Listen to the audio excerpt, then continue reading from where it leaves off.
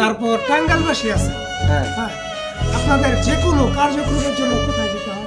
বিভাগীয় ঢাকা যেতে হয়।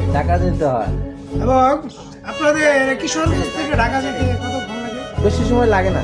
বেশি সময় লাগে না, কিন্তু লাগে জ্যামের কারণে। হ্যাঁ, জ্যামের কারণে রাস্তা ভাঙা। ঠিক বলেছি? ঠিক বলেছেন। টাঙ্গাইলবাসী সেম। তাদেরও যে কোনো কার্যক্রমের জন্য ঢাকা যেতে হয়।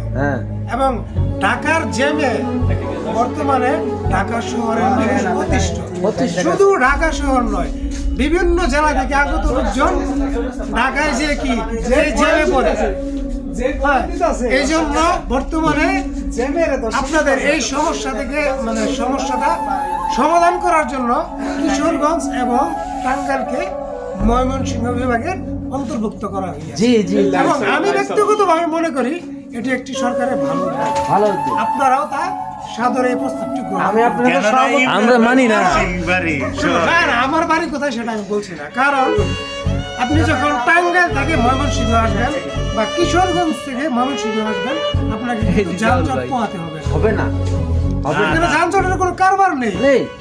তাহলে আপনারা কেন মেনে নিচ্ছেন? আমরা মেনে নেব না, কারণ আমরা ঢাকায় আছি, ঢাকায় থাকবো। বলেন ঠিক কিনা?